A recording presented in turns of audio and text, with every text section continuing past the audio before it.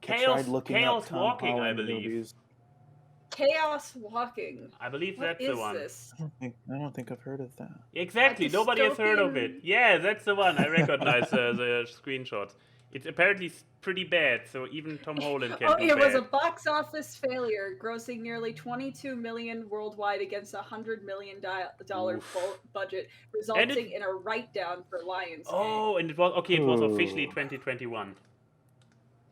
Yeah. Oh, okay. Man. But now that we have confirmed that even Tom Holland can do wrong, we as mere mortals can feel better about ourselves and about what we produce on the internet on a weekly basis. Hello and welcome to the AWKWARDCast, where in and Keyframe wonder about random drivel. I mean, it was a little bit slow, but I think this transition was in the pile. It's on the B tier. That was pretty okay. Good segue. Good enough. A light clap. Yes. No applause. I will give myself a single clap, so that's all it's worth. But yeah, it's not just me and Keyframe. We are not alone here today. What a weird development. Downhill. That's why we can't have nice things. But yeah, with us for the very first time, it's the Gabi Type. Welcome to the show, Gabi.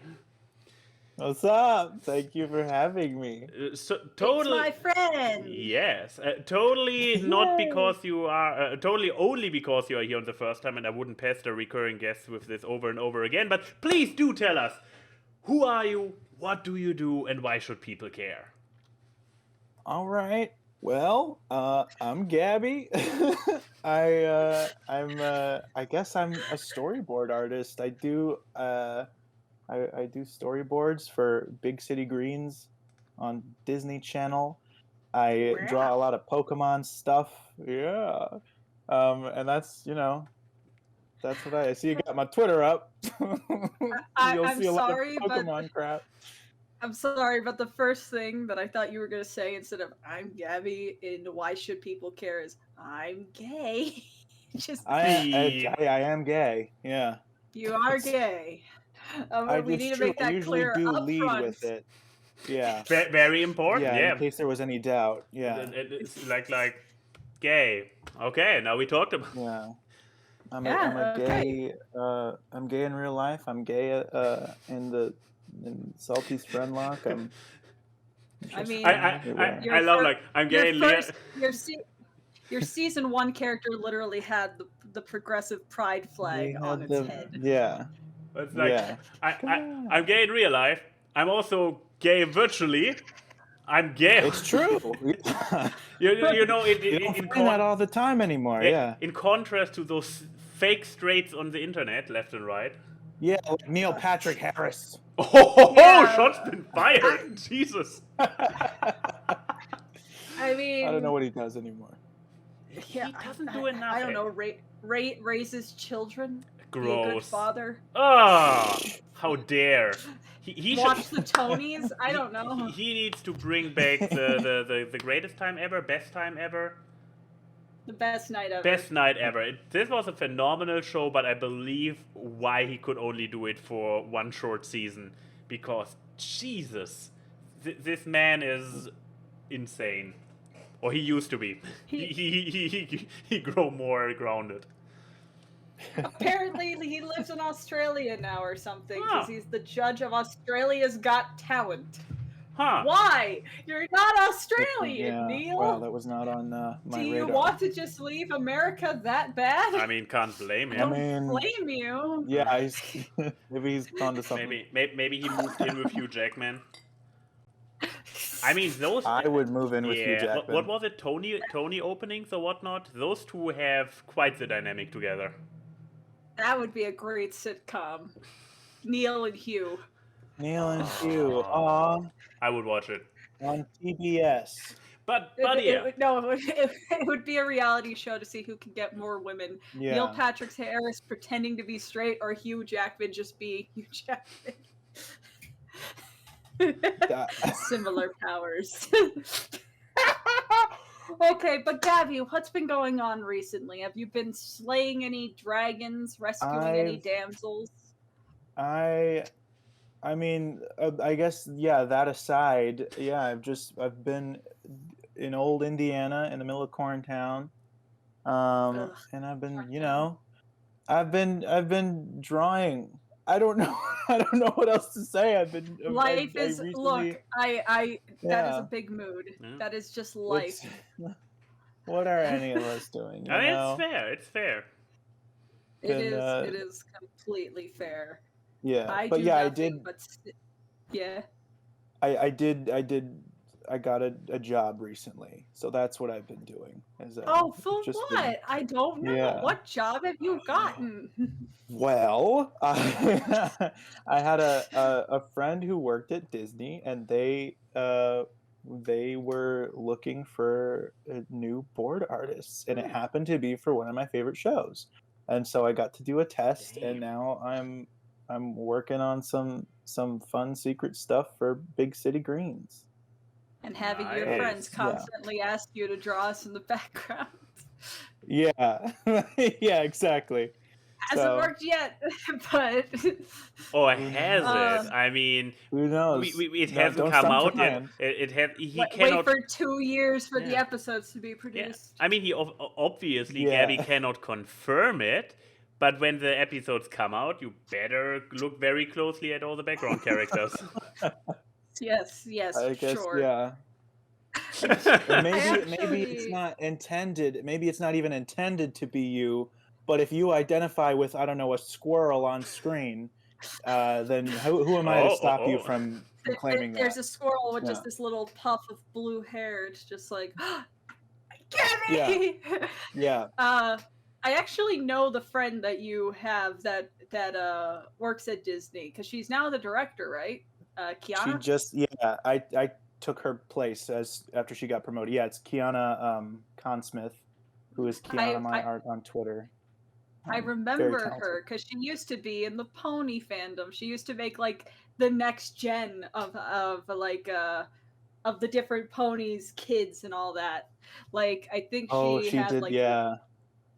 she did like what with like only understood to the pony people, Twilight Sparkle and Flash Sentry and all that stuff. It was cute. I very much obsessed over it because her art is just her Totally. Team Rocket stuff. Her Team Rocket stuff is so good. She's still doing a lot of Team Rocket because I think didn't she also do like next generation of like Pokemon kids? Yes, yes, she did. When I used to be on Tumblr, I remember seeing like bits and pieces of that, but yeah, she and I met over Pokemon, obviously. And so that's kind of of course. That's all I draw. I can't turn it off. You'll just be starting to draw like Cricket, and then suddenly he's holding a Pokeball, and then he's no. Yeah. Big City Green Pokemon crossover when? I mean, they do have two burglars.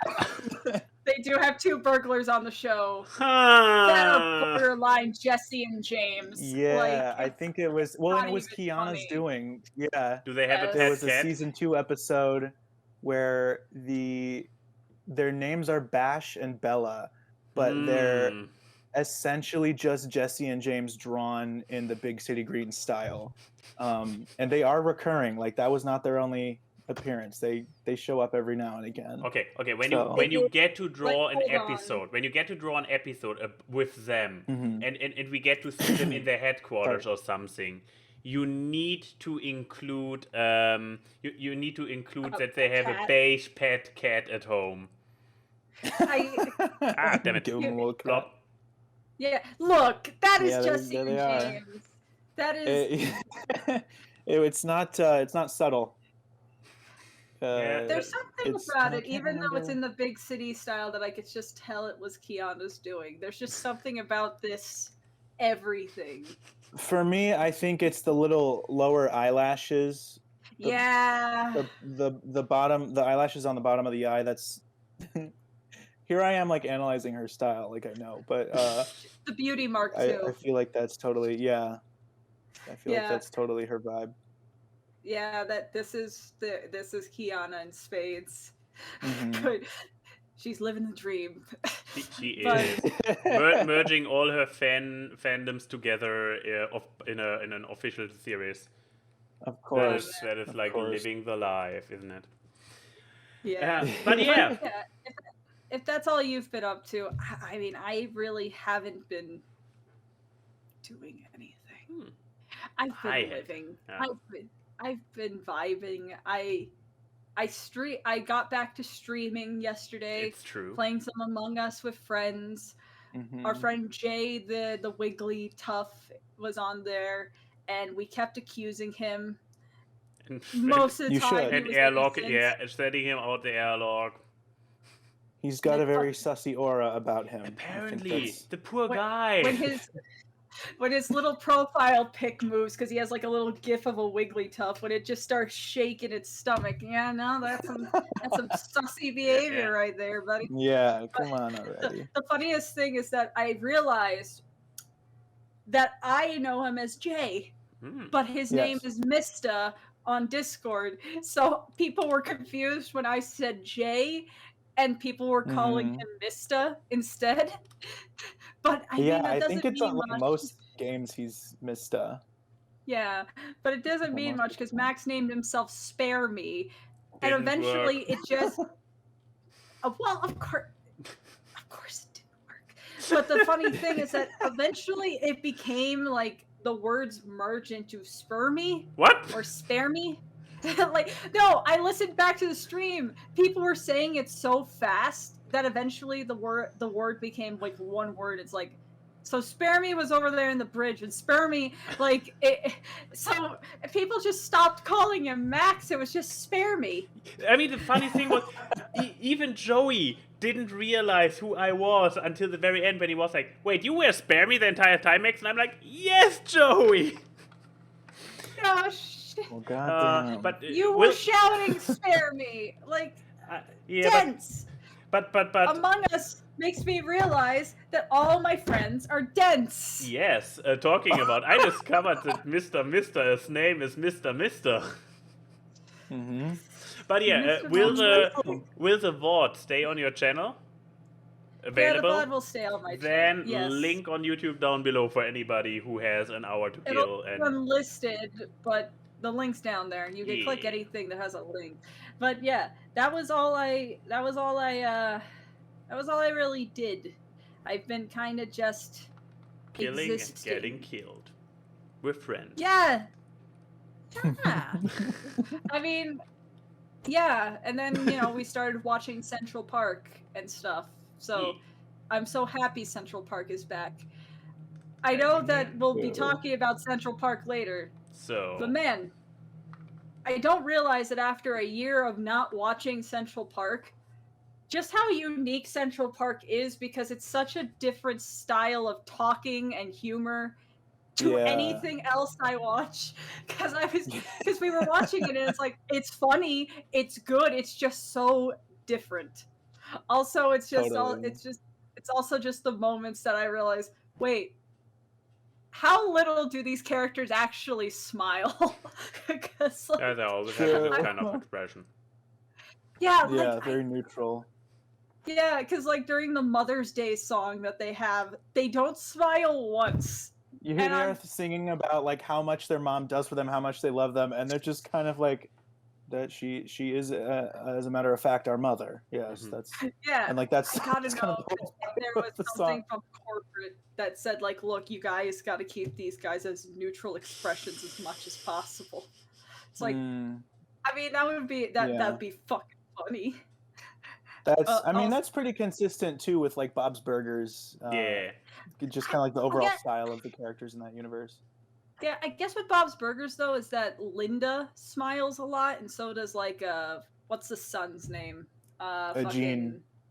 Gene and Linda smile a lot, so it offsets the fact that Bob barely smiles and Tina barely smiles. There in Central Park, everyone's a neutral state of this is happening. We've made a weird energy in the studio today. To be fair, when I was living in New York and I'd just be walking on the street, that pretty much was my expression most of the time. Is I'm just kind of going through the motions. That might be the reason behind that expressions. It is funny. Though I will admit, I've become so hyper aware that these characters don't have teeth. I love that so much. I mean, it's fine. It's just interesting when they sing. So you have stuff that have very enunciated Muppety syllables. stretching mouths. Yeah. And like every time they use like a duh or a thing that would use their teeth, they have their tongue instead. And it's tongue, that's not right. You weird light bulb people. But I mean, I love the show. Yeah, they are light bulb people. But yeah, that was my week. So Max, I actually had stuff happening. I guess 2 events. One event was Friday. I was out. Like I went out there, a whole new world, like to the cinema. And I know you guys have been over there in the cinema a few times over there. Cinemas have a little bit of a head start in the US compared to Germany, but yeah, I mean, first of all, the program which they are currently offering is pathetic. I mean, thankfully, yeah. I mean, it's a handful, like not even a dozen movies. Then trying to find one with actual original audio or English audio was quite a challenge. Most of them were dubbed, and I found a single movie running this week which had an English dub. So I was like, I guess I'm going to watch the Courier with Benedict Cumberbatch. Which, I haven't heard of it either. I didn't even know. I have seen no advertisement. Nowhere. I literally went to the page of the cinema. I was looking for movies. I went through literally any movie. And there was, I believe, only a single other movie that had any English screenings. And tells the true story of a British businessman who helped MI6 penetrate the Soviet nuclear program during Cold War. With a Soviet source, Oleg Panosky, codenamed Ironbark, provided crucial intelligence that ended the Cuban Missile Crisis. Fun Friday even fun time for the whole family. I know. What a great thing to go back to the cinemas to. I mean, me and Lauren had Into the Heights as our first cinema experience. Yeah, but not us. So I was basically like, Denim, this is basically the only movie in English right now. Are we interested in it? And she was like, yeah, sure. So it was like, let's go for it. And that's the thing. We did enjoy it. Yeah. So it's obviously not MCU action-packed cinematic movie. But it was a tense movie. It was fantastically acted. Obviously, it wasn't a fun story because, Cold War and shit it's not happy fun time. Well, so I still haven't gone to any kind of movie since before the pandemic began. And I think the last one I saw in theaters was, what was it? Was it called 1917 or something? It was like let me look it up. It was another war movie, really depressing. It was my first time ever seeing. Yeah, it was 1917. Came out in 2019. It was so sad. It was like it was like this guy that had to take a message across like enemy lines, and there's just so much like death and despair. And that was like, had I known that would be my last theater experience, I probably would have, chosen a lighter film. But it was my first IMAX experience, so that was, nice, was interesting. Nice. But yeah, I mean, that's the yeah, last time. nice in the sense of I make this nice. No, I mean, I probably was luckier. My last cinematic experience before lockdown was Sonic, so that was happy fun time. Oh, Sonic for Valentine's wait, that's Day. right. I did see that in Oh, you did? theaters. Okay. Yeah, I Okay. completely forgot. Yeah, I went with one of my voice actor friends. Oh. Yeah, that was instead of Valentine's Day, we went to see Sonic. Yeah, So, but and then I actually, while it lightened up in summer 2020, I was once more in cinema for Tenet, which was a experience. I still don't know if I like or don't like the movie, because it was the Christopher Nolan's movie out there that Christopher Nolan has produced yet. But yeah, Korea, this is not my media, so I will just be like, yeah, it's an interesting movie. It's fantastically acted. However, it's not a fun movie. You see Benedict Cumberbatch, who is just a civilian, who is now in the middle of this espionage shit, mentally suffering from all of that. While I guess minor spoilers, while his marriage is falling apart over it because he can't talk about it because he's a fucking spy. Oh my god! But yeah, it's a good movie, but it's definitely one for a specific audience. So if any of the stuff that I thought, and I mean, since I have my American pair of eyes to judge on stuff. Denim's take on it was that it was very much not an American movie because there was no action or anything going on. It was like very subdued, very like serious and more like the subtle thrill going on there. And so yeah, especially to Americans who are used to their little epic chase scenes in the middle of an otherwise dire historical espionage movie, might maybe not be your preferred thing. So it's like, I would recommend this movie to my parents, but Denim is like, yeah, my MCU loving dad might not get as much out of it. Yeah. But I feel like my parents would definitely watch it. Yeah, well, I mean, like the kind of stuff they're into. Yeah. But yeah, not to linger too much on it. I really just wanted to go out.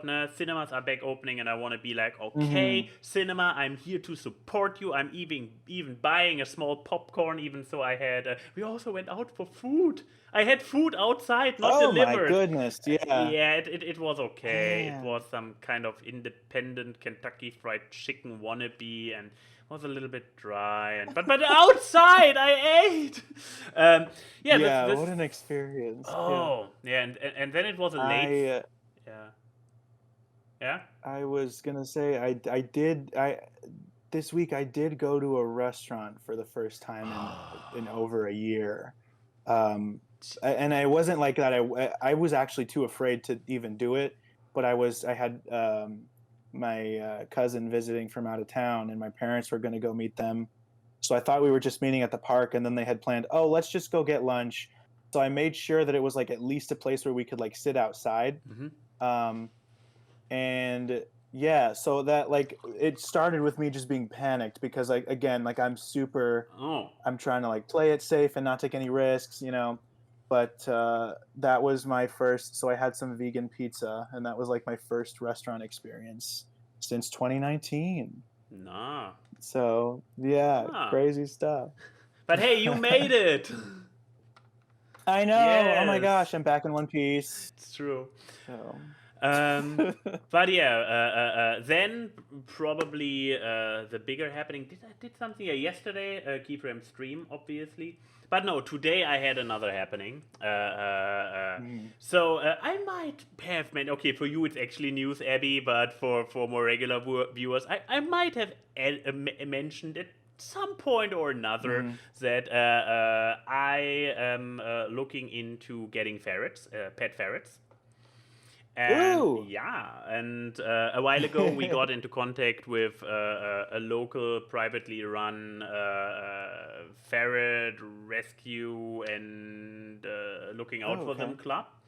And now a while back we went to them, to their flat, where they have 10 ferrets, like all roaming around freely. They are great, big advocates of non-cage keeping, of free roaming ferrets in the flat, and they basically convinced us of that approach as well. We went in there because Denim has friends in America who own ferrets, and they have them in a cage, but they leave them out for long and intense playtime in the evening, so they're doing fine. Those ferrets are actually living a very healthy, mentally healthy life. Not some ferrets who get to the point where they start nomming on the cage and whatnot. But now we got this image of free roaming ferrets, and it's pretty amazing. So we went to them. We had a talk with them about stuff to look out for and whatnot, and interacting a little bit with their ferrets. So they offered to come and check out our place and to see if it's ferret proof. So today he came by with a little cage with two of his more friendly and curious ferrets. So he put down the cage, he opened the cage, and then we had two ferrets roaming around this our flat more or less freely. And it was quite it was pretty beautiful. I mean, obviously both of them pooped somewhere in a corner at some point or another. This is part of the ferret experience. Of course. But no, we had both ferrets independently climbed on the sofa, and from the side side rest of the sofa onto my desk, and I had ferrets run around on my desk. Like they climbed all the way up here, and from here they tried to get up the shelf. It was it was like, and I the guy was like, oh yeah, he might go on the desk, so maybe you want to put up a plexiglass to stop them from climbing from the sofa to the desk. And I'm like, no, I want ferrets randomly run on my desk, and I mean it. I was honestly, who wouldn't? Yes, I was crazy. very happy. Are ferrets the kind of animals that you have to? Are they one of the ones that you have to like have them in a pair? Yes, pair, so they don't get lonely or whatever. Pair or three or something is the recommended amount. Right. And that's also what we would be looking for. We wouldn't want to have a lone one, a sole one, and we also wouldn't want to go for babies because you can screw them up like human children. You can screw them up if you don't know what you're doing, and we don't know what we're doing. So we want to go rather for more adult ones who already have been trained, who have calmed down a little bit, and But today even having this, one of them was called Loka because she's a little bit loca, and she's a very wild one, and she was really everywhere and checking everything out. Even with her, I mean, the worst I believe that they did was she found a way under our sofa, and I have a sofa with a extractable additional part to turn it into a bed basically. And she pull-out couch. Pull-out couch, and she went under it and from behind on the part that you pull out, and she found it fantastic when it's inside in the dark to start scratching on it. So at some point we suddenly hear like coming from the sofa, and we're like, okay, we know where Loka is. So then very, very carefully we pulled it out to not hurt her. So you saw her little paws here we pulled it out, and you saw her paws under this thing like retracting more and more, but she was really not happy with being basically pushed off this part. And she had work to do. It gives me flashbacks to when we had litters of puppies. They would do the same thing. They would get themselves everywhere and anywhere they could. We had a sofa that had 2 recliners in it. Mm. If you want to know where the puppies like to go, behind the sofa, under it, and into the recliner part, which it's not good for a squishy little thing. No. So For a squishy little thing. One time, my dad was just sitting in his recliner, like a separate one, and was like, and heard like, and he looks over at the couch, and he called me, and he's like, Chrissy, the couch is talking, and I'm like, Dad, what? I know you're fucking insane, but I didn't say that because curse words were bad. But like, what do you mean? He's like, there's a dog in the couch. It's like, what do you expect me to do? I'm 12. Like, and so me and my dad had to lift up the couch. So and then there's just this little black and white puppy just who like just puddles over, looks up at me and Dad, and then goes back under, and it's like, this is not. And I'm like, oh, okay, one of us has to grab him, and obviously that's me because my dad is like a disabled person, and I'm just like, Dad, please. I am your daughter. Do not drop this couch on me. I don't need this to be my cause of death. He didn't, thank God. But that is a very perilous moment. Yeah. I can't imagine something that's like a puppy, but longer. I think if I were small enough, I would also try to go inside of a couch. I mean, yeah, that's also the thing. If I put myself in the mind of a ferret and I have these abilities, why wouldn't I not? I think I'm more afraid of them getting in the kitchen and going behind the oven. I think I even texted you that. I was like, yeah, that's actually the one. Though, yeah, from the with the ferrets basically having gone anywhere, including my desk, Denim's desk, inside our TV cupboard, on my shelf, inside our wardrobe, in our bed, under our bed, behind our bed, into the washing machine, into the dirty laundry, into the clean laundry. We're getting literally everywhere in the span of 2 hours. Yeah, we only had like 2 or 3 things that we actually need to look to prep to make sure if we ever get them to not have issues with it, which would be the counters in the kitchen, because there is one hole in it for the hole for the dishwasher that we don't have yet. And well, once we have the dishwasher, it should basically plug this all up. If not, we then still need to make sure that they cannot get under there. But besides that, the rest is actually mostly fine in the kitchen. He was just like, maybe get one piece of wood to put behind the fridge. It's a very tight one, but a small, lanky one could actually get in there. We need to do something about... That's what I see on a lot of people who vlog with ferrets, that they have like pieces of cardboard or something. But good enough. It's only the fridge. All the other shelves and wardrobes and whatnot are fine. They are close enough to the wall. Our bedroom window, it goes very far down. And in Germany, apparently this is not a big thing in America, but in Germany we have a way where you can angle windows open. Like you don't open them that way. We do have those. I think in some places, yeah. Those are usually in basements and bathrooms, not in like main rooms. But it is a thing in America. But yeah, it's a common thing for main windows that they go both ways. Our bedroom window is too low, and we are on the ground floor, so we now basically need to get a big plexiglass board to put in front of our window so that the ferrets cannot get up on the windowsill and then out of the window. All I can imagine now is a version of Homeward Bound, but it's all ferrets. Yeah, and it would be the most chaotic fucking movie. No, especially since ferrets literally don't have a homing instinct.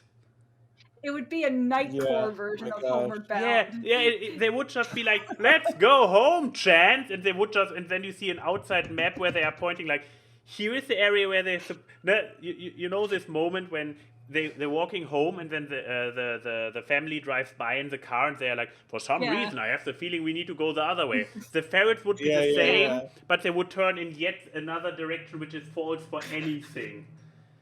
Ferrets are like the guy from Ranma and Half who has no orientation. But yeah. That was your week. Exactly. So very exciting day today. Neither Denim or I had the awareness to take pictures or videos, so I could have lied because we all know Pixar didn't happen. So yeah, there's. Oh wait. That means you lived in the moment, which I think is more important. Actually, yeah. We were making jokes about it afterwards that we are ashamed for all the millennials out there that we didn't live an exciting moment of our life through our phones, but we just enjoyed it and looked at it with our eyes. This was very disturbing realization for us. But I talked for more than long enough. We really have to talk about media. Yeah, no. I just want to say, like, it's a small tangent. Yes. But I think I've just realized at some point, maybe not even during quarantine just heightened it. I just don't want to live my life with a camera in that kind of context. Like, I think people who know me and know, like, when I go places and stuff, I only take like 1 or 2 pictures, like selfies in front of things, and usually they're just goofy ass things. I think I have like 50 selfies of me being annoyed at Max and Max being like, oh yeah. Well, I'm Gen Z, so I can only live my life through TikTok. There's one in front of, like, I think there's one in front of, it was the last time we were at Disney before 4, in front of Disney's castle at night. And we took like a happy selfie, like at the beginning of the day in front of the Millennium Falcon or whatever. And then the one at night, I'm like head into his chest, just like, I want to die. And he's like, it's one of my favorite fucking pictures. That and the picture in Vegas where you put your thumb in front of my fucking face. Yeah, that sounds like me. Oh, I love those pictures. I treasure. Then there's like a series from Euroferns of me in a Judy Hopps cosplay, getting happier, yes. And then slowly Max gets more and more happy, and I look more and more angry. Because I think he liked to put on sunglasses and was like, yeah, and I'm just like, it's great. But besides that, I just don't see a point in like vlogging everything, which hit like a peak during my birthday trip to Vegas, because Brett Golden Fox loves to vlog everything. I don't think you could see this man outside of his house without a camera. And I don't get it. I genuinely do not. I'm just like, don't you lose something if you have that in your hand? I don't know. The only things I think I take pictures of in my life are me at the gym, because they're progress pictures, and food, because I like to cook and I'm proud of what I make. And it's just, and I mean, like, both of those are both also just therapy coping things. That doesn't count. Therapy doesn't count. But yeah, I just genuinely don't get it. If someone knows how to get it, good for you. I don't. But that's why people don't believe many of the stories I say. But anyways, media. Sorry, I'm on tangent. No today. problem. You want to continue with the media? Or Gabi. Gabi can also. No, Gabi doesn't get to talk. We only got him here because he's pretty. It's true. We got him here for his looks. My media is fairly quick, so this was something I was listening to a lot this week. So it's Starkid. Yay! I've talked about this production company many times. Most important question before you go into any details, because this is determining if I'm going to be interested or not at all in this one. Yeah. Does it have a tiger fucker? No, it does not have a tiger fucker. I'm sorry. In fact, it doesn't even have the guy who played the tiger fucker. But no, this is actually something different from... Don't shake your head, Gabi. This is something that's There's different a tiger from... fucker. See, the man gets me. I mean, Jafar is in this, though. There we go. But No, this is a little bit different from usual Starkid things. This is called Nightmare Time, which is a series of 3 2-hour-long, essentially live audio plays that they did during quarantine, specifically around Halloween of last year, but they released them in February, like the edited versions. Hey, because like in BoJack Horseman, Halloween in February. Yeah. But no, the thing is this takes place in what they call the Hatchfield universe, which is this kind of multiverse that they've created for the most recent musicals they did, which is The Guy Who Doesn't Like Musicals and Black Friday, which take place in the town of Hatchfield, Michigan. But they take place in kind of alternate universes of the same place, but they're still characters from the same things. So it's a multiverse. Alternate universes. AU Central. It's a Tumblr person's wet dream.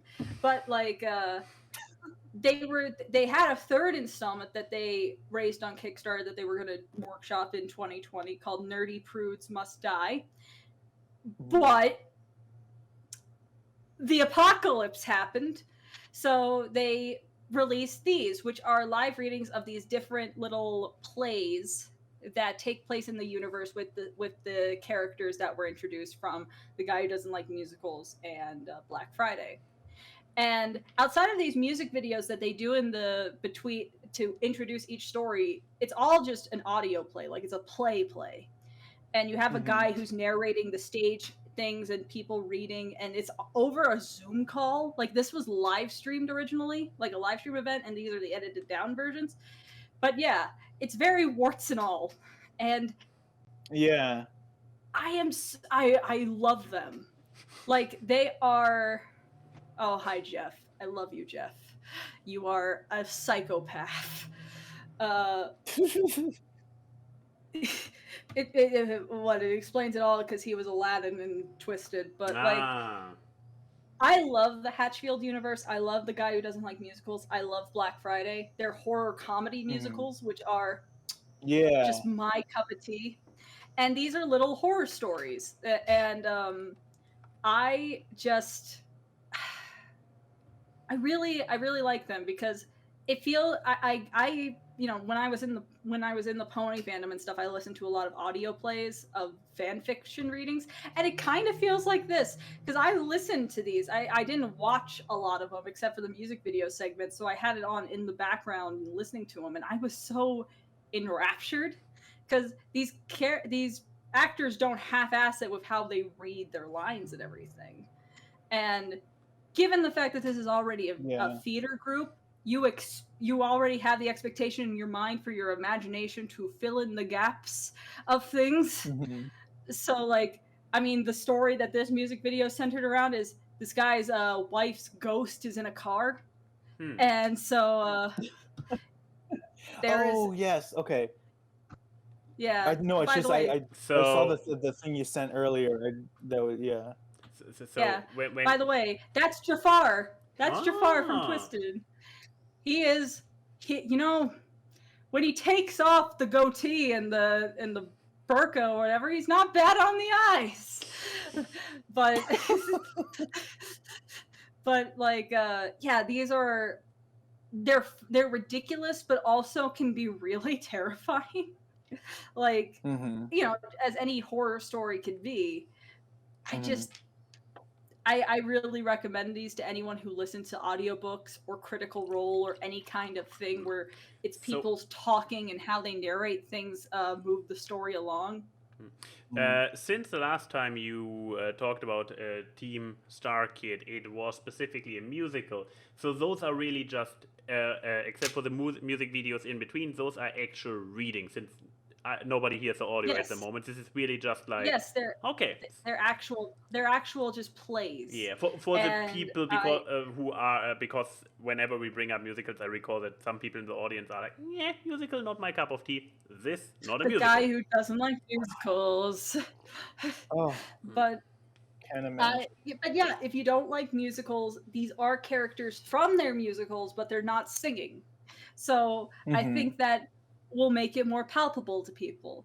I know the question would probably also arise of, can you watch these without watching The Guy Who Doesn't Like Musicals and Black Friday? And I would say yeah, because they kind of exist as their own isolated stories. Yeah. But if you do know where these characters come from and the universe, the guy's about to fuck his car. Yeah, I was about to say. Yeah. There is a scene in this yeah. short story that involves him kissing every part of the interior, caressing her That's leathers. the part I watched. I wasn't sure if you meant to send the link timestamped, but when, Oh when my I clicked God, on the thing that I you sent a shared, timestamp. I was like, oh, he's fucking a car. No, but it, Oh Yeah. no, I sent it. oh no, the timestamp you sent us leads us. Let me click it. Bloop. The time. Oh god, that's an advertisement. Hello there, advertisement. No, it's part of the Go away. show. Oh no. But yeah, it's here. So this is a part. The timestamp you sent us. This seems to be past the car episode, or is it still the car? This No, is this where is still she the car starts episode. asking him to You- kiss every part of the you car. You can see the woman. That's the ghost of the Yeah. wife, and that's Oh. the car. I see. And at the time, I was I was drawing, and so I wasn't paying attention, and then I just hear it being like, "Kiss every part of me," or something like that, and then you just hear all these sounds like, Love "My to God." me, Tom. Um, It's like, my yeah. God. But yeah. Yeah. Who, But no, who should I think if you, yeah, I mean, if you already are a Starkid fan, this is just more Starkid content, which Totally. is already great. If you are someone who wants to see the writing styles of this team, but you don't like music, how dare you? But this is a good thing because this shows the writing styles of how the dialogue scenes in between the songs are. And Yeah. I think if you want a way to get a taste of what the tone of the Hatchfield universe is like, this is a good way to get into it. If you don't want to just jump into The Guy Who Doesn't Like Musicals or Black Friday, even though I fully recommend those, but those have some. I mean, one is an alien hive mind turning people into musical zombies, and one is an eldritch creature trying to control the population through a children's toy. So normal stuff. If those plots don't interest you, how cool is your life? Like, really? But yeah, How so cool is your life, man? I guess the people who wouldn't like it are, I guess, people who don't like horror. Even though this is all talking, there's no visual horror. Like, no one's. That actually would be a reason to not watch The Guy Who Doesn't Like Musicals, because there is like scenes of fake Gore. guts. And There's stuff. like, yeah. No. But like, you can tell that they're fake. I mean- they're like blue. It's not too convincing, yeah.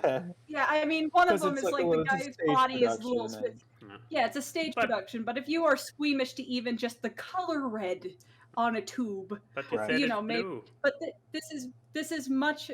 Yeah. Yeah. But this is much blue. more. This is much more palpable. Okay. But I guess if you don't like audio plays too, Oh my, there he This goes. also There he wasn't goes. for We you. better wrap up before he actually goes all out on the car. but yeah, so I love the cast members reacting to it, just like, oh my God. But yeah, that I fully recommend this, especially if you need a break from your audiobooks and your critical roles and you want a little bit of Your fun live regularly reading. scheduled This is for nonsense. you. There's three Mhm. there's 3 episodes. Each one has 2 stories, and so each episode equals 2 hours, but each story is 1 hour. Mhm. So you could split them apart, and you can know when the next story is going to happen because a fucking music video will start. Neato. Hooray! Hooray! my But yeah, that's my media. Well then, do you want to continue, Gabi? Well, okay. I mean, gosh, if you're not into musicals, I got bad news for you because I'm all about Central Park. It is, oh my gosh. So season 2 came out like Yes. 2 weeks ago. And it was, I think this time they're doing like 8 episodes, and then they're going to take a break, and then they're going to do 8 more for the second The season. BoJack method strikes again. So yeah, but my gosh, so when season 1 came out, this is a clip from season 1. I had just graduated, and then I had just gone. I had just been sent back home for quarantine, and I was really missing New York. So this came out at like the perfect time. But also, I am such a huge fan of Bob's Burgers, and I love like any kind of cartoon that like really like ties right in with the music. This is a great show for people who are into that. But yeah, you mentioned earlier no teeth, the no mouths necks. in the show. Oh, no chins. No teeth. And so when I was animating in college, I really I really loved watching like Bob's Burgers and what little we've seen of Central Park so far. Because the way like somehow they nail, like if you're watching them, at least for most scenes, they're really good at like lip syncing these characters without showing teeth. And I thought that was so cool. Now that's the kind of that's the kind of shit I want my style to be. If I were ever to pitch a show that would definitely be a musical, I would want the characters to like just totally talk and sing without teeth. I think that's so cute. I don't know why, but it's so like squishy and stretchy and nice. Yeah, I know. I need to get. Yeah, I need. Oh, it was over. This was actually the end of the video. I was not completely off. Here, look at the cast. But yeah, who's your favorite character on the show, Gabby? Let me ask. Oh my gosh. Oh, Jesus. I'm a I think huge mine's fan Helen. of. I love Helen. She's great. I really like Birdie, and I really like Bitsy Brandon Ham. I think those two are my favorite. Birdie because I feel like that's me. I identify with Birdie the busker, who keeps just being like, I can also sing. So sweet. I was thinking of that exact line for you. Or the words, I think it's the same song where he's just like, the same song where he's just like, I'm still here. And then him walking in the background and waving. Totally be me. I love Bitsy. I think Stanley Tucci's voice is like perfect for her. But like just I would love to voice an old one day.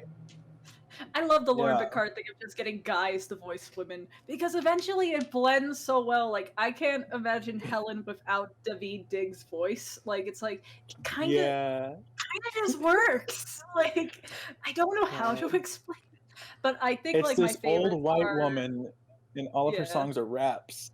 It's great. Oh yeah, it's beautiful. I think my favorites are Helen and Paige. I can't not love Paige's energy. Paige is my inner spirit animal. Like I love her. Hell yeah. Paige is the mom. The mom's in these shows. Paige is it's Paige is the mom, Owen's the dad, Cole is the son, Molly is the girl, Birdie's the busker, Bitsy is the old woman, and Helen is the best character. We've watched Central Park 2 together, so we I was gonna say, like I think season 1 I have seen maybe 3 or 4 times all the way through, like in anticipation for season 2. I remember it being like April and be like, no season 2 yet? What the hell? I guess I'll watch this again. And so like I have the soundtrack on repeat whenever we like go out in the car or something. Yeah. It's good shit. I like to play the Nuts song that Cole sings simply because Titus is such a good singer. Like Titus is great, yeah. Titus, we're watching Kimmy Schmidt too, so there's 2 brands of Titus in the world right now. But like, God, I also really like Molly's new actor in season 2. She's doing Raver Lampman. Yeah, she's doing a great job. Like, I know some people are complaining that she sounds too old. And I'm like, you do realize Kristen Bell is almost 40, right? Like, I mean, going in, I knew that it would sound somewhat different. But yeah, I think if anything, she just sounds a bit deeper, but she has like kind of the nuances of Molly's like way of talking and just her character. She's got them locked down. It sounds like a teenager in puberty, like. Yeah, and not to again, like fantastic singing. So happy that she's part of the cast and she's got such a great talent. But yeah. So who do you think wouldn't like Central Park besides people who don't have taste? And don't like musicals? I have a few. Yeah. Yeah, I mean, people who don't like musicals, because there are like 4 songs in each half hour, which is maybe a lot for some people. For me, it's not enough. But let's see. I think I You have just some want one friends who are episode to be an opera, don't you? You don't want any talking. that would be just great. That would be great. That would be great. Yes. That would be great. What am I kidding? That would be great. I have a few friends who really aren't a fan of the Bob's Burgers style, like of the Lauren Bouchard kind of that, and so they couldn't get into Central Park, which is funny because when I first watched Bob's Burgers, I remember thinking like, oh, this is weird. They're like Muppets. Like I keep calling them like Muppet people.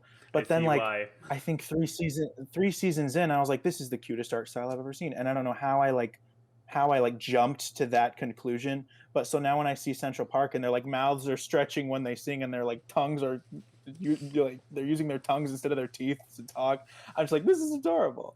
So yeah, I don't know if you like if you kind of like quirky comedies, you'd like it. Also, it's very like anti-capitalist. It's conservationalist. There's like stuff about gentrification and environmentalism. So it's good. I mean, it's good stuff. My favorite line from the show is from that "Park Is Mine" song, and they call the mayor and stuff colonizers. Meanwhile, and all these old white women calling them colonizers, and Owen is just sitting there like, I don't think that's problematic. There was a line in, I think it was the last episode of season 1 where they were talking about the snakehead fish, and he's like, they call it the ultimate invasive species, and Paige is like, that's what your mom called me when I first met your parents or something. There's some banger lines in this show. I love this. Yeah. Oh, speaking of which, speaking of Paige and Owen, I really loved seeing a mixed race family as like the protagonist of this, because my dad was born and raised in Mexico and my mom's American, and we kind of grew up looking like a blend of them, and so there's a scene in the last episode, without giving anything away, but the parents share a kiss, and there's this really cute moment where they're with their kids and they're hugging and then they kiss. And I was like, damn, that is so cool. Because I saw kind of like my family in that. That got me really excited. Aw, that's nice. Yeah. But yeah, Central Park.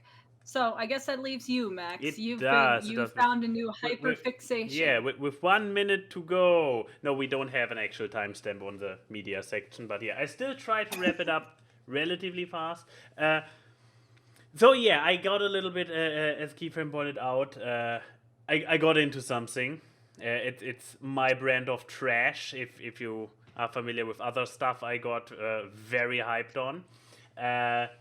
It's something I stumbled across on Webtoons. I believe it was actually promoted in my face, probably because the 3rd season started. It's a front page comic. Probably. And I was like, sure, why not? And I started reading it, I believe, not after Last Awkward. So literally within the span of a week, I burned to 130 chapters, which is, I'm not a fast reader. This is And if you guys know a webtoon page is so fucking long. Yeah, that's not a one-pager. But yeah, I came across the official Webtoons YouTube channel trailer for it, and I have to play this because it is so over-the-top epic. I will even play the music quietly in the background, but we probably should, because it needs to be watched with the music because it's so wrong. I will quickly. Are you going to say what it is? Exactly. I will give you the music as well, so you too can also listen to it, because it will only be audible to the. I know this comic. Yeah, and they went so fucking over the top with this trailer. I'm loving it. So the comic is called. The funny thing is, this seemed to be actual images from the comic, but then they turned them into motion comics, which makes them look kind of distorted and clanky. And then what they did is that they just broke them apart in Photoshop and probably animated them in After Effects with the pin tool. And they put this hardcore metal music over it, and Which this trailer does I'm sorry, not. when you do this with anime style, it looks like a mobile game ad. I know. Like It's. I just want to point out this trailer is not truly representative of it because the art it's in the just comic so is very wrong. nice. Yes, because it's so wrong and it's so. But I'm the trailer is fucking beautiful. I put the trailer below and the link for the comic itself. God. So yeah. Mage and Dragon Queen, if you look at it, this is the first chapter. You actually see exactly the stuff from the trailer. You see the images from the trailer. Like, I believe this here was one of the shots. No, this was definitely in the trailer, but as a weirdly wobbly animated still image. It's like, oh no, leave it. Please leave it to low-fi videos when it comes to animated stills, because no webtoons, please don't. Or music videos where Keyframe puts far too much effort into. Oh, shut up! We don't need to talk about that, okay? I mean, you did a stellar job. You just undersold yourself.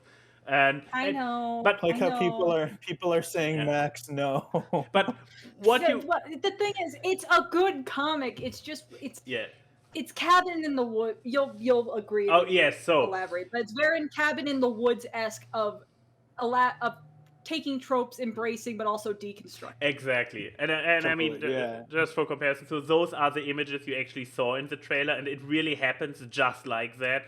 But it looks a lot better in those images instead of those still images bumping into each other.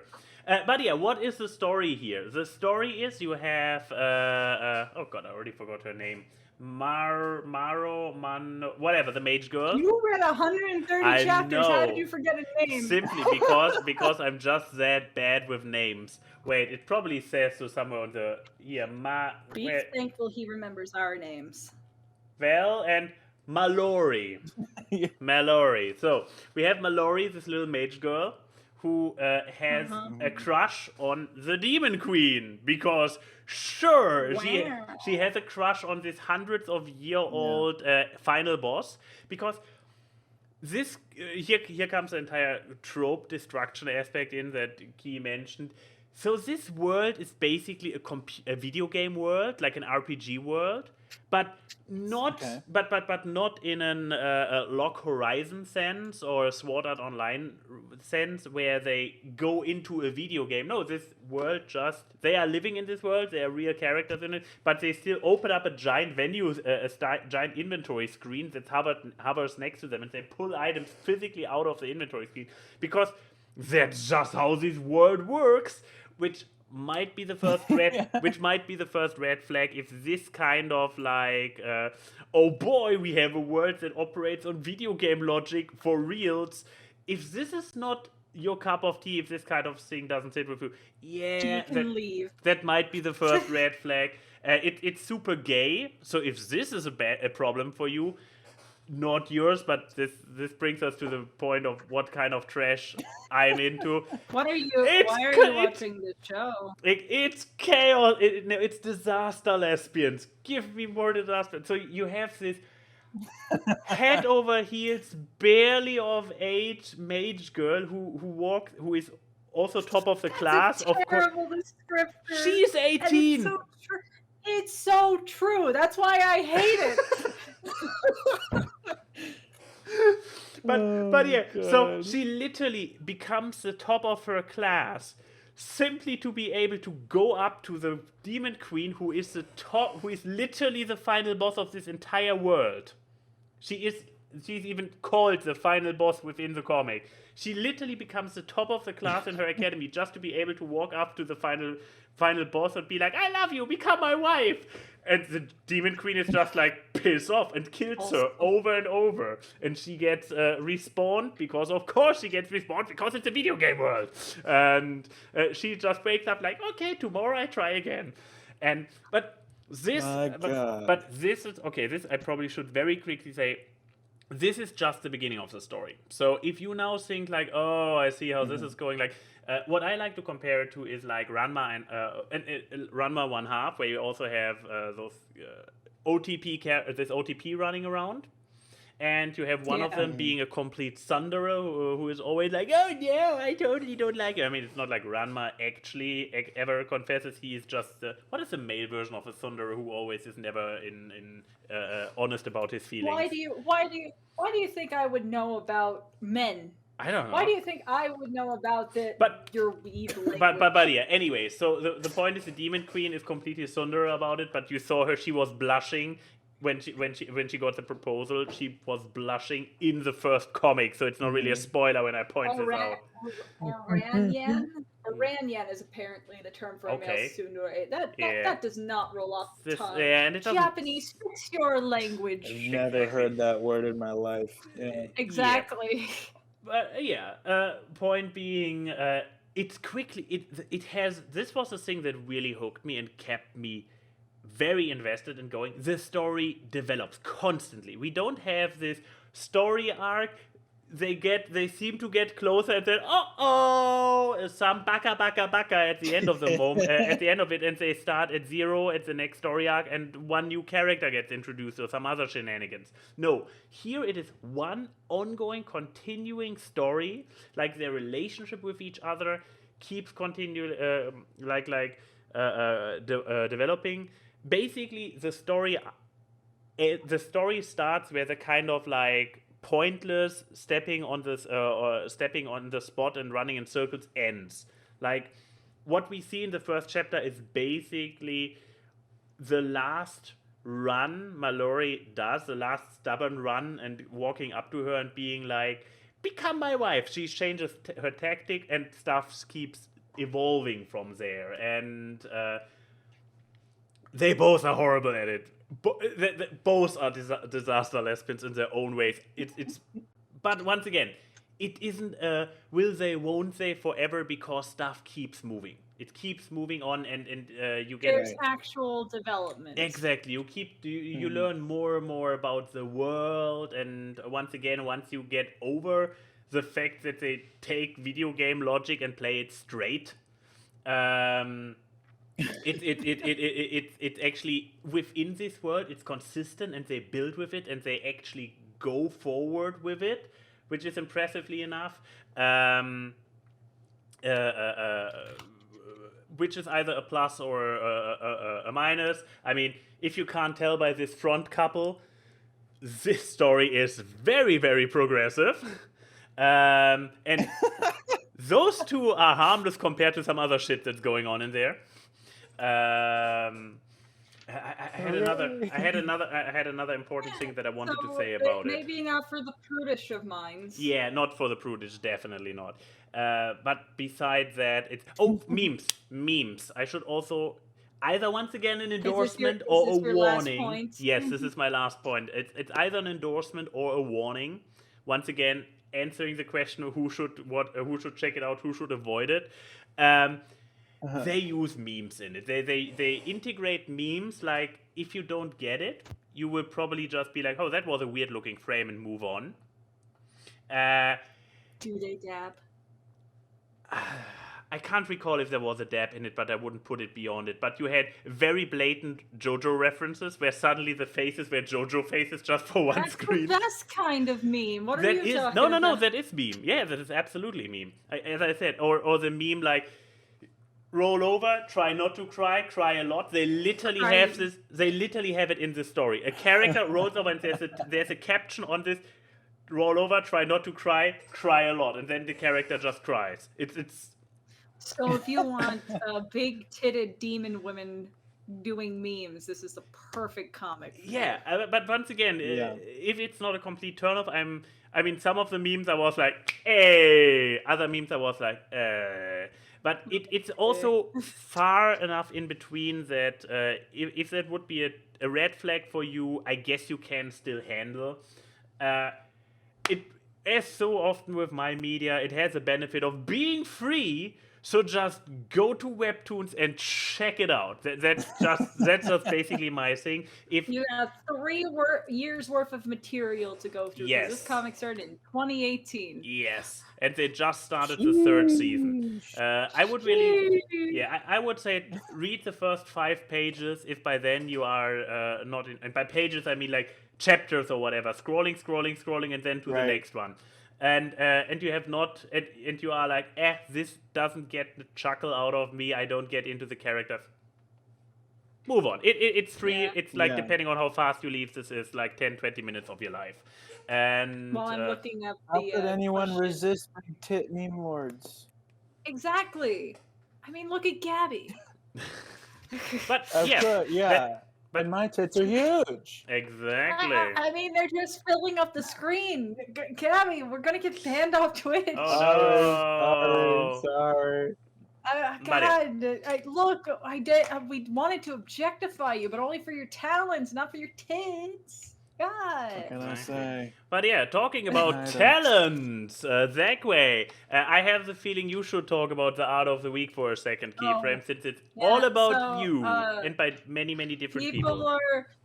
People either are admiring or have become horny for the shanks again. God damn it, people! As is the case with that's just what happens with the friend locks. It is. Yeah. You cannot hide from the horny. I know, but the thing is, me and Mal have been the only 2 people who have gotten infected with the horny this season.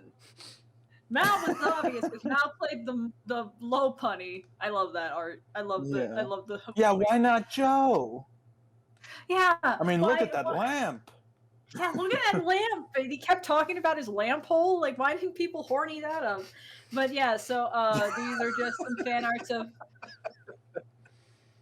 I'm sorry, Joe, wherever you are, but he's fine. But yeah, he's fine. But more people did fan art of Coach Kaz, and I love it. I love that art with the little shakes in the Pokeball and then anti-sand slash. Like, it's all really nice. All these fan arts do is make me want to buy more active wear to wear to the gym because I'm like, man, that stuff looks good. I couldn't make that look good. Because that's the thing that I think people have realized, or they're just starting to realize, is that Coach Kaz is way more of my personality than Auntie's was. I mean, Auntie is the nice part of me, because let's be real, I'm probably one of the, I try to be tough, but I'm one of the more sweeter, sugary friends of any friend group. But Coach Kaz is just my general personality increased tenfold. And I'm just like, yeah, let's do this. But I think my favorite of all of these fan arts is actually the really brutal looking one that we couldn't show during the fan art feature because we don't allow blood. And simply because that episode people got really weirded out by me because I started saying, this one you mean? Yeah, because that's an actual thing I said during a battle, being like, I just wanted to give him hope because I did attacks that just that took off not all the health when I could have one-shotted them. And Derek's like, Jesus Christ, Kaz, I don't like this. and everyone's like, just oh. Yeah. Oh, and yeah, we were in the Sky Gym, and there was a bird Pokemon, and I was like, oh, look, chicken. Let me bite its neck. And it was and everyone's like, Jesus Christ. I think someone DM'd me. Is this truly the same voice actress as for Auntie? Yeah, I think that's the thing, is that people were like, what the fuck? Someone in the chat, was just like, Chrissy scares me. And I'm just like, yes. Well, I mean, the thing is, we've all had moments. Especially in season 2, I think we've all had opportunities to show a slightly different, perhaps off-putting side of us. But that's part of that's what they come to see, you know? God, I mean, yours wasn't too off-putting. You just wanted to be in a show. Ha-cha-cha. I am so glad that I'm dead. And that's a statement you don't hear too often. That trim was weird. Yeah. But I panicked, we- so I just did like a weird Danny DeVito voice. oh, Yeah, but the troop that we have now is just full of weirdos. Because we have like as our main, because we have so many people now, but the people who've had established screen time, I guess you could say, is me, Gerber, who's a fucking Logan Paul-esque magneton. He's like, That's yeah. No one Total likes raw him. He deal. is the character everyone No. hates. I keep telling them I'm gonna beat him up. Like, and then we got like our friend JAE, and they're just called No Idea No, which we just nicknamed Min, who's like super cool, and like Sarah, who's like this skunky, who's like really shy, like a Fluttershy ass looking thing, and it's just a bunch of personalities that when you put them all at once, Derek starts to have a mental breakdown. We had Which a is, of scene course, in the goal, the secret Yes, of goal for course. all of us. Yeah. But It was great. There was a scene during the Sky Gym where everyone's like saying like their orders they want to get from Dunkin' Donuts, and Derek's, whose sprite is like staring off into space, is just like, guys, guys, can we fight the fucking gym now? And everyone's just like, I want a latte. Can I have a Dunkaccino? Like it was so great. I love this fucking show. Which is just so that it doesn't seem like it's the bully Derek hour. He has his moments where he decides to go into a gym and like murder half of us. Like he'll have those moments where he just stops caring. Yeah. Well, when I was in the team and I was like, okay, I vote no gym. That's a bad idea. And everyone else was like, yeah. I'm like, okay, I see we're feeling optimistic. Let's try this. And then we all died. And I just like, I had already accepted my death at that point. So I'm just kind of like, well, that's all. I guess I could, So I was like one of the only people like in the chat when people started dying in that stream. I was one of the only people in the chat that as soon as I like left the party, I just started making jokes about how we were all dead. It was great. But yeah. So Let's Derek get to the Q&A. Yes. Derek gets his chances. Derek straight up yelled at me at one point. Not in a mean way, but in a fun way. It was great. But I yelled at him.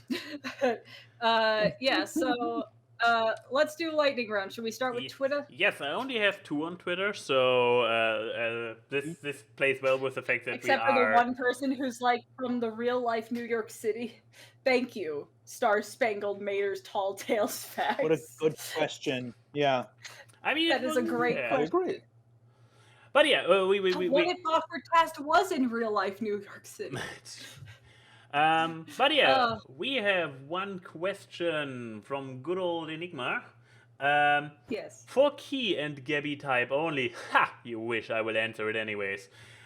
What's your favorite and worst thing about the big old apple? All big apple. The docking AWB of the US of A and holder of the Statue of Liberty. I will silently judge you based on your answers. LaGuardia. Fuck LaGuardia. Fuck both airports in New York. Oh, you don't like LaGuardia? No, I don't like LaGuardia. I quite enjoy airports. Yeah. I like airports as much as someone can like airports. But LaGuardia fucking sucks. All your flights are delayed no matter what because it's the fucking domestic airport, so it gets less attention. And also, it's on the island. And I lived on the island. You want to know how many times I heard planes in the middle of the night growing up? I found it weird when I finally lived somewhere without planes. Oh, that's why you moved back to LA. Yeah. No, in Palmdale you don't hear planes either. Like you occasionally hear a traffic helicopter, but that's it. I actually felt a sense of familiarity when I come to visit you in Berlin because the airport was near. We kept hearing planes and I was like, it reminds me of the good old days. Oh, yeah. Like home. Yeah. Well, and now they closed the airport. What about your down. favorite? What is your favorite thing about? What is your favorite thing about New York City? Yeah. The big old apple. Is it the pizza? I mean that's one of them. Not for me. I know you can't eat pizza. You are violently lactose intolerant. No, even I just think New York pizza in general, and I'm gonna get a lot of heat for this, but I think it's very overhyped. I would be with my Okay. friends and be like, it's We're just not so big friends and floppy, anymore. and then We're not friends anymore. they're like, Let's they're see. like, just fold it. And I was like, it's not a taco. Just make it so they don't have to fold it. He unadopts you, Gabi. That is wrong. Let's see if Enigma will hold true to his word of But no, silently I mean, judging my you. I know. My favorite thing about New York is the fact that it is a melding pot. Like, you truly get a little bit of everything. Like, even here in LA, it's not that. I would say LA is like if New York truly got completely gentrified. And there's gentrified areas of New York, obviously. Yeah. But once you get to the island or you get into like northern parts of Manhattan and stuff, you get more of the actual cultures that are there. Like where I lived growing up as a kid, you had so many different cultures. You had a lot of people who were like first generations of immigrants from India or Haiti or all that kind of stuff, and you had just a very diverse set of people, and you had a lot of generational families who knew times where they were not counted as let's just say of the Caucasian persuasion on the census, right. So they knew exactly what's going on, kind of thing. Just saying, Italians were at one point not counted as Caucasian people, and we were not treated nicely. Right. But yeah, I think my favorite thing about New York is that you just kind of you get a better world. You have more of a worldview coming from there. Not to say that there's not racist people there, but you have the chance of a broader worldview. You have a chance of a very wider horizon. That's what I like. I was gonna say, pretty much like I like that everything is accessible. It's like very pedestrian friendly. But I think my favorite thing, and this is gonna sound so weird, is the subway. I just like how weird it is. I like being able to go underground and like get anywhere. I love the subway. And on nights when I would go hang out with my friends in Brooklyn, and then because I lived in Manhattan when I was a student there.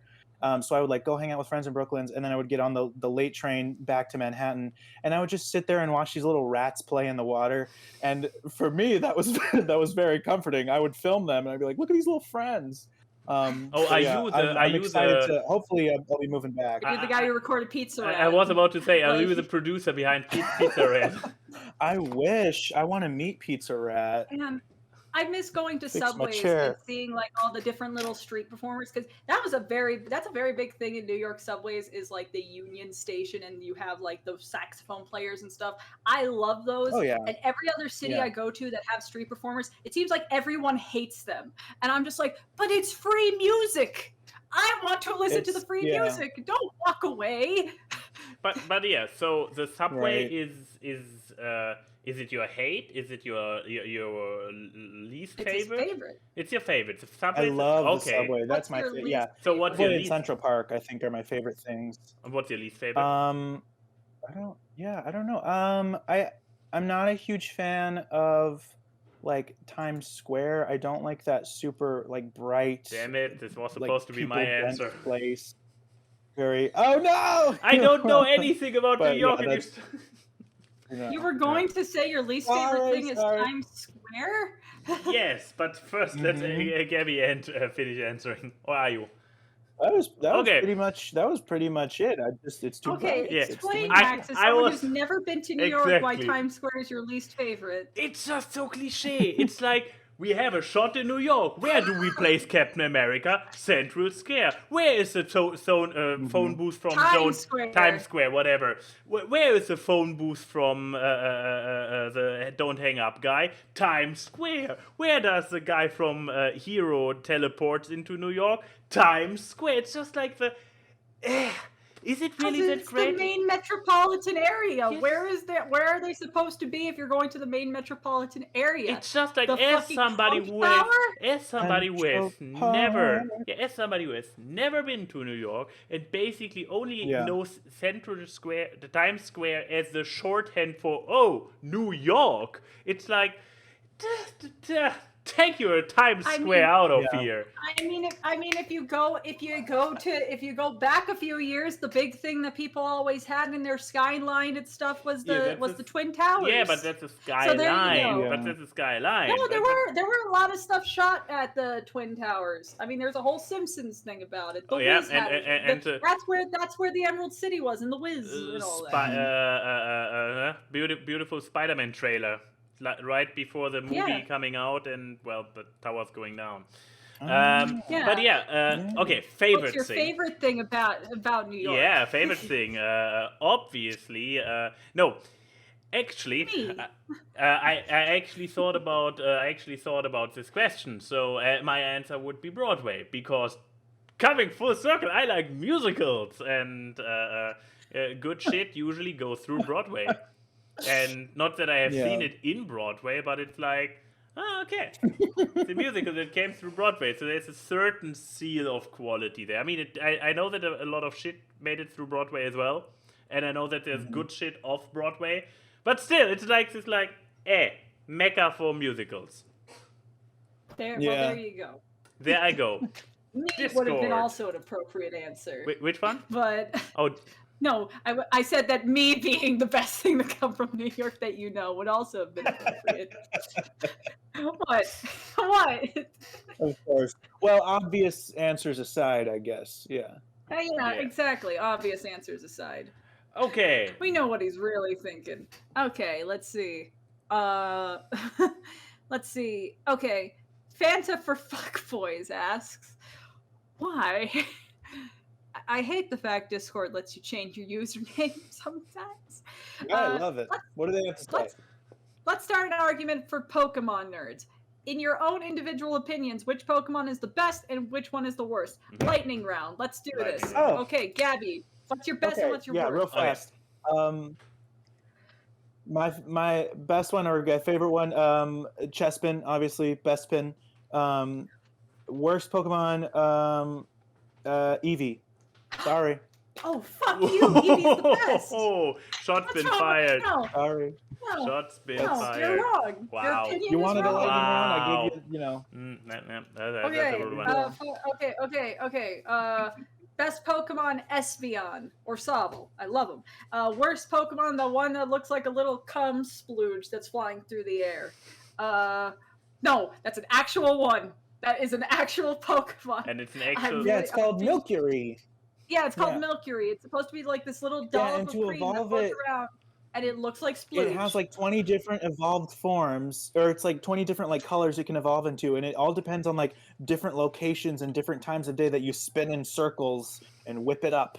It looks like Nice. It looks like jizz. But and also any there's a fucking Pokemon that is just a sword with an eye, and I don't like it. And the reason I don't like it is because when I kept pulling out Chilling Reigns packs and shit, I kept getting like 20 of them, and I kept getting mad, and I tore one up. I did eat one, and then I got a fucking V card, which is like one of those full art cards of that character. I hate that fucking Pokemon. I don't need the Sonic and the Dark Knight sword on a Pokemon card. Okay, Max, as someone who has but my horizon of Pokemon has, like, since we got this question last time, because we keep getting this question, but my horizon of Pokemon has probably grown by like 400 or 500%, because I got to learn 4 or 5 new Pokemon since then, and so I have my spectrum, and I want to say, for very objective reasons, that Meowth is my new least favorite Pokemon, because if you morph it with a Sonic character, it all the time looks very stupid, and that's my criteria, and I stick with it. I'm losing Gabi hard right now. I mean, you are losing everyone that has taste, obviously. And my new favorite one is Arcanine. Yeah, I got it right the first time. Arcanine, because it has an interesting color pattern going on. It's not just stripes. It's actually the stripes go in squares for some reason. This is a shit you only notice when you actually look and try to recreate it. It has this main thing go on, which looks funny on other characters. Yeah, that's a funny thing. Looking at the I would original like one, to say. No, go ahead. yeah. Funny enough, so the original design, like the actual, what is it supposed to be? A lion-esque, a feline, or a canine, whatever. Yeah. So somewhere in between. Tiger dog thing. Yeah, Somewhere in between. Yeah, the quadrupedal version, I'm a little bit like, looks a little bit meh. But the moment you turn it more anthro than feral, it starts to looking. It has a lot of interesting shit going on that looks funny on a character. Yeah. But yeah, Gabi, you were saying something. I would like to say, actually, now that I think about it, my least favorite, not so much Eevee anymore. I'm not a fan of all the evolution hype, but I will say, and this came up in a voice call recently, but I'm not a huge fan of Lucario, just because everybody asked me to draw that guy, and he's like been really hyping the show lately. Yeah. But yeah, maybe I'll say that's my least favorite right now is Lucario. Yeah. So either way, for my people love both of them. So as a little bit of a tidbit, for my drawings, I actually checked out like top, I don't know, 200, which is still only a fraction of all of them that are out there. Top 200 favorite, most popular Pokemon, and yeah, this fucker was among the top 3, if not the top 1. And I'm looking at it. Lucario is very popular. Yeah. And Like, I see in the chat people are upset about Lucario, but where's the Chespin love, huh? Is he a mythic? He's not a legendary. No. He's just kind of rare. Yeah, he's a rare Pokemon, but still, like, yeah, he is very. I met people that think he's better than Entei, which is a lie. You're That's lying. Just wrong. Yeah. You're lying to yourself. He's not even better than world. Psyduck. I think Psyduck's better than Lucario. I think Chespin's better than everyone, but I think No, that's a weird way to say Sobble, dude. Like, come on now. Okay, he is the number 2, so I was wrong. What is number 1? I want you to look up Sobble and tell me your opinion on the best boy. God damn it! I cannot scroll out enough for you to make it visible. Wait, maybe I can zoom in instead. Why is it not letting me zoom? Jesus fucking Christ! It's Greninja. Shame. Wait, I can probably. Greninja. Yeah, he's there. That's the number 1. That's the number 1. That's actually kind of surprising. According to this Greninja list. is also popular enough that he's his own fighter in Smash. So. Maybe. True. But I will also put this picture in the description so that people can rage about it themselves. But yeah, which one should I give a feedback on? Sobble. Sobble. Sobble. Sobble. Is he on here somewhere? Probably. I don't think he popular? is. Not a lot of people like my baby boy.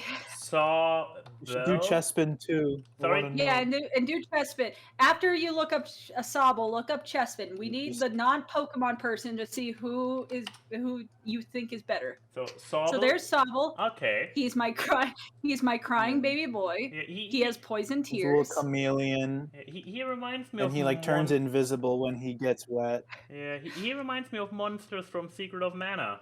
So yeah, I have a very nostalgic urge to kill him, but with love, like in a loving way. Now look up Chespin. It's Chespin. Chespin, okay. That's Gabi's. Okay. Now, of these two, which one do you think is better, just by looking? I have the feeling I'm getting set up for something here, but there's no setup. Me and Gabi are just having a discussion and need a third opinion. I would say the first one. Yeah! Team Sobble. It's okay. I know you just don't want to. I get it. You're just jealous. It's okay. Oh yeah. Well, okay. Whatever. That's fine. Sure. Anyways, we're never gonna have Gabi on the show again. But let's get through these questions. Yes, I have one more on Twitter, and then it's all up to you. Yeah, okay. J-Rock sends us his weekly Would You Rather. Okay. Would you rather talk like Yoda or Yoda or breathe like Darth Vader for the rest of your life? Okay, so breathe Yoda. through a respirator or talk in pseudo pig Latin. Okay. I would, yeah, Yoda. I would do Yoda. You'd be very, very annoying. Everybody would fucking love it. I mean, how are you sure that everyone will love it, Gabi? I just have an inkling. I mean, here's the thing. You see, on the one hand, this entire Vader made it cool, but I'm not sure if you're really this kind of. But Vader is also like an 8-foot tall, all black space ninja with magical powers. Yeah, and, you don't and get whatnot. the cool gear Exactly. necessarily. So I am just my pale stick in the landscape. You just have emphysema. That is just what you are. I would be the cliche of an asthmatic nerd. So I might actually also go for the entire Yoda thing. I mean, my English is already kind of all over the place because it's not my native language. So I would go for the Yoda thing as well. And I would just try to spin it as an endearing quirk or eccentricity, which at the end of the day isn't it what that is for Yoda? That's what I should. When I move back to New York, I'll just take on that persona. Yeah, you're also a tall and lanky dork, so you'll just be like Jar Jar. Oh, that's a low shot. That's a low shot. But okay. Let's see. Do we go 3 for 3, or will you actually put your money where your mouth is and go with the asthma? Look, as someone who's the kid of a person who had breathing problems, I am trying to find a way to spin having Darth Vader's breathing, but you know what? I would do it. And you know why? Because there's a lot of weirdos on the internet who like hearing women breathe. Yeah, that's actually. I could make so much money. Oh my god. Well, you're not wrong, and that's the thing. Fake lemons make lemonade, baby. Yeah, fair point. But yeah, I guess back to Discord. There you go. Back to Discord. Okay, we don't have a lot of questions left on Which Discord. Which is good. We also don't have a lot of time left. Yeah, so I think I have one question on Discord, and then we could do the Fuck, Marry, Kill. So, I will never have enough denim masks. We all have story ideas of our own, even if we never do anything with them. But oh no, your favorite personal IP has been stolen. Would you rather it get adapted into a comic drawn by Rob Liefeld or animated by Dingo Pictures? So get it drawn by the guy who doesn't know how to draw feet, or one of those shitty parody movie things that are in the bargain bin to trick grandmas into buying it. Okay, so is it our own? I have to look up what that is. Oh. Would you rather? Okay, your favorite personal IP. So it's not an IP that I own, but that I just love. Yeah. But okay, what is my favorite IP, and where would I not want to go? See, me and Gabi actually have our own IPs that we can imagine getting stolen. That is also actually true. So how would I want my IP a to lot get stolen? harder. See, I'm gonna divert from the Would You Rather, but I'm going to go with the Dingo Pictures thing. Oh. Except, out of pure morbid curiosity, I want to see someone take Abby and Theo, the show about a guy with a ghost roommate, and try to make it into a Christian version, a Christian ripoff version. I need to know what they would do, and especially with some of the topics that they that I want to tackle with the show. Right. I want to know, and I want Saber to review it. Like, I want their weird version of Abby to be like, I come from Jesus. So she's literally the Holy Ghost or the Holy Spirit? Maybe that is what it is. And then Theo's name gets changed to like Jesus. Thea Josepher. Joseph or Geo Joseph. Oh my god. And just it's like, wait. But I don't believe, and that's why my life is bad. I think for so like in the same way of like morbid curiosity, I'm gonna put this in chat. These are my two main characters that I use a lot for my personal films and stuff. I would like to see them drawn in Rob Liefeld's style. Oh my god. That might be pretty interesting. Do you need a visual reference for Rob Liefeld, Max?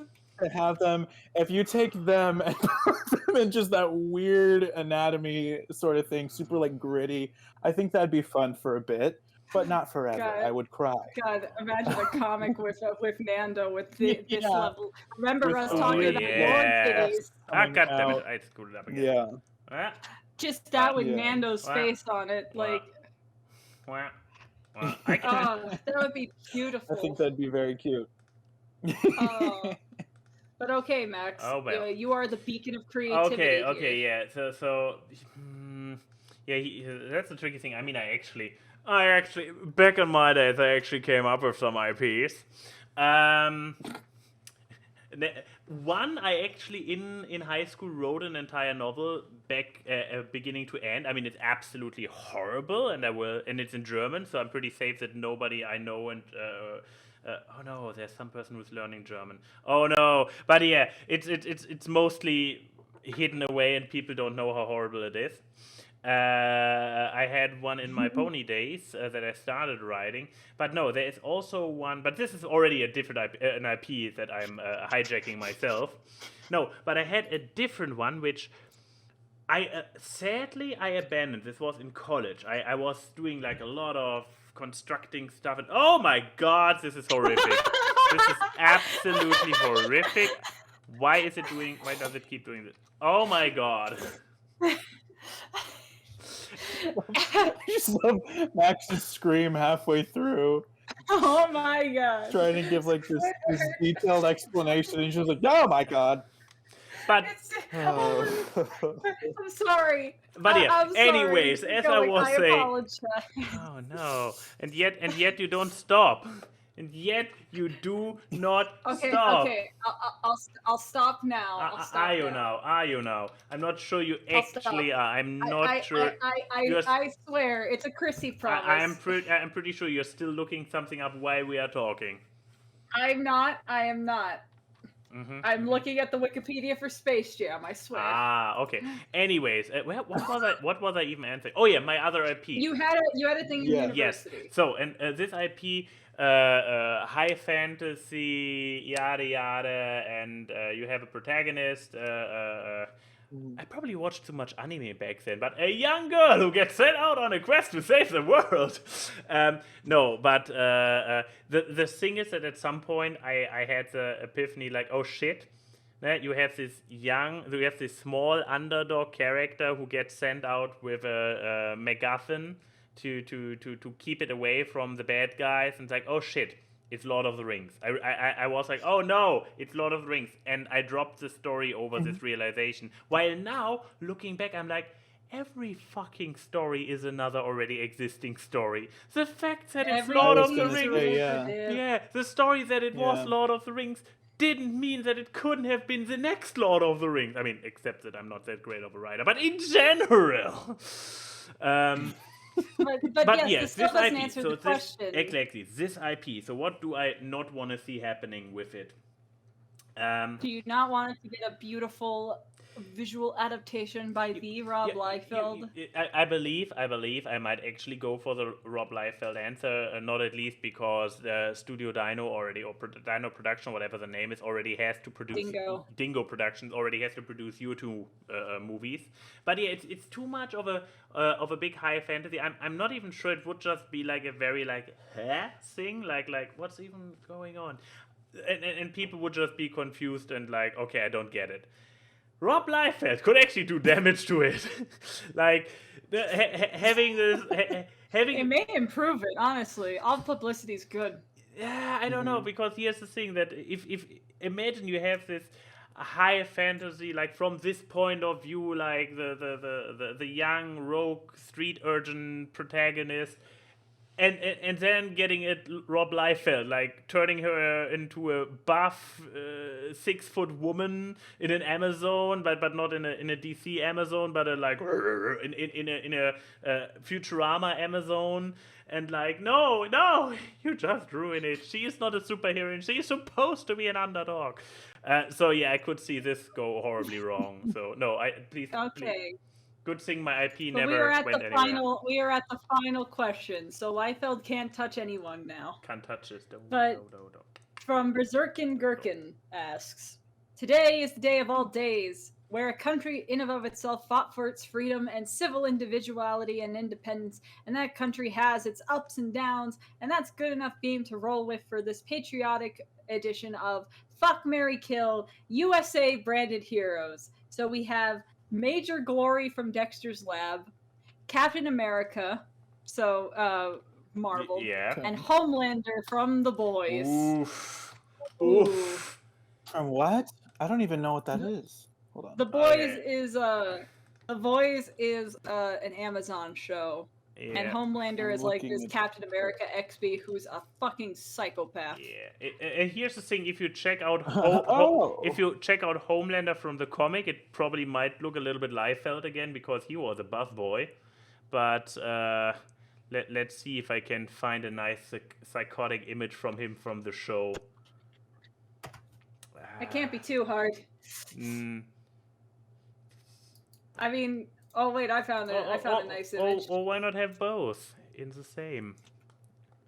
Let's see. Yeah, I mean, this one is also not bad. Like, oh man. Here you have the comic version and the. Right. And I guess we don't have to put Captain America. We already had Captain America up just 5 minutes ago. So. So, Gabi, America's Pecs. But yes, Gabi, you are our guest, so you get first dibs. Exactly. What are you going to boink, marry, and kill? You have the questionable honor of going first. Like that you said boink. Maybe, okay. I feel like this answer is not going to be very good, but I guess fuck Homelander. Oh my! Just for one, because he's nice looking. He looks real nice, and apparently he's a psychopath. But you know, I could, well, just once is fine. And then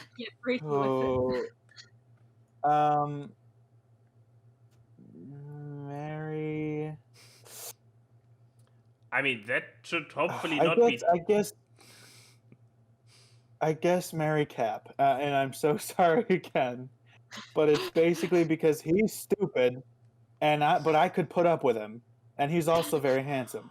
But Major Glory just has he's always freaked me out, and I don't want to be married to this cartoon guy. Look at his face. His face, he's creepy. He doesn't have a live action counterpart. I don't know enough about the other two anyway. It's not like I watch superhero things, but look at this guy. Oh my God, his face is like 5 feet long. Yeah, no, we'll get rid of him. And killing him would just be like selecting the layer and hitting delete anyway. So it wouldn't be that bad. Okay. Wow. Okay. Okay. I think you went last week, so I have to go last this week. Okay, sounds fair. I don't even know if I have a setup where I can really screw you over. I mean, I actually have. Actually, it is a natural setup that I have to go with because I don't want to marry. I don't want to marry Homelander. I mean, it's an easy answer for you to spin it as. Having your own little psychopaths at home, but yeah. I mean, I will kill Homelander because while I don't know any while I don't know anything. How are you gonna kill Homelander? Is my question. That's not the question. The question is just who would I kill? Yeah, and so I kill him. However, yeah. I mean. they were more or less able to kill. Is this a spoiler? No, but yeah. Yes. Okay. But yeah, I don't know how, but I do it, and that's the important part. And yeah, he is like a complete murderous sociopath, rapist, kidnapper, Why, this is new info to me. liar. My God. What's it again? When you rile up the masses to do shit. Demagogue. Yeah, all the good stuff. You know, the person You I got to wouldn't. fuck that. The person you don't want to fuck with, literally. Yeah. Yeah, so- Well, okay, I so said you- that before I and- knew this nasty Hey, stuff. Well, before you okay. knew this information. So I'm off well, the hook. Well, and also a person who and also with this entire mother milk fetish that he has, I really wouldn't want to marry him, you know. But yeah, so I Excuse me. kill him.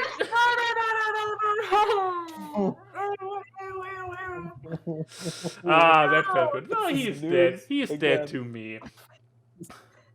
I Okay, what is the other? What are the I other guess- two parts of your answer? I guess by You that fucking bitch. by that logic, I am going to marry Cap because no, I'm actually not going to marry him. I'm going to fuck him. I guess yeah. He's probably America's ass. No, But that's actually exactly that. Here's the thing. He's too much of a Boy Scout. He's still hang up on this entire Carter lady and whatnot. But nah, he is a. Why do I have this image still up? He is. I mean, look at him. Great. Before this edit, I mean, we are talking here. Chris. Those are some PlayStation Yeah. 1 tits that he's got That right is- there. But yeah, he is a guy to go gay for. So now if I have to go gay, I can go gay. I gladly go gay for him, and yeah, and then he can buzz off to his Captain Carter or whatever. Yeah. And that leaves And then obviously. you're going to- This stellar man. This is like now look at this beast of a man. I literally know nothing about. Dexter's Lab, while running in Germany back in the day, wasn't that big of a thing and had very unthankful airing times. So Again, Cartoon Network wasn't a thing. it's true. Really. It's true. But yeah, I'm pretty sure Dexter's Lab came over here, but not high profile. Yeah, but like So- licensed in other. Yeah. Exactly. So I don't know anything about him, which is like you see, it's like a blind date, but for the rest of your life. And who wouldn't want to do this? Huh? Huh? Am I right? Am I That's right? called an arranged marriage. Yeah, exactly. And I have only heard great things about it, so I am gladly getting an arranged marriage with this patriot for the US, and well, I You guess get to be roommates with basically a rocker version of Thor and a mentally slow version of the Hulk. well, see that There you sounds go. like great. Yeah, that's great a development. sitcom waiting to happen. Yeah. So, and I'm now there as a life partner for that guy. But yeah. Okay, so Keyframe. I'm gonna. Okay, so this leaves me with. You wanna Oh, fuck I that? have- You wanna fuck I- that guy? Yeah, you know what? Dexter's Lab was part of my childhood, you know, so maybe it'll. Maybe. I don't know, man. This just feels wrong. Everything about this answer feels wrong. I believe you. I didn't actually think it all the way through, but I believe all three answers are the worst for you. Yeah. Okay, so I guess I'm gonna fuck Major Glory because, like. Oh no, fuck it, yeah. I don't know. I'm gonna fuck him because look, his cape could also function as a blanket, so there's something to clean up with afterwards. Multi-use. Oh, I thought you were gonna go a completely more pure sounding route. No. I was like, oh, blanket, so we can like cuddle in it. No, it's just a towel. No, God. it's just a towel. I mean, look, maybe that's the one occasion where defacing the flag won't be a felony. then I'm going to kill Captain America. Oh, look, I mean, he basically kills himself at the end of Endgame, doesn't he? Also, if I looked like that, I would want to die too, because, man, I don't think crazy? I don't think that man can clap his hands. I feel his pecs would be so large. But I'm gonna kill him because you know what? Hail Hydra. There's my reason there. I really don't want to. Okay. Well played. Well played. And Homelander. Okay.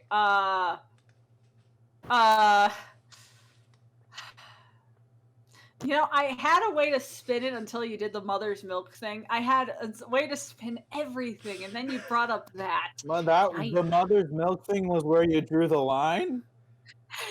He has like a laundry list of negative traits, and you said, hey, the mother's milk fetish is a deal breaker for me. I draw the line in lactation, Gabi. I draw the line in lactation. Right.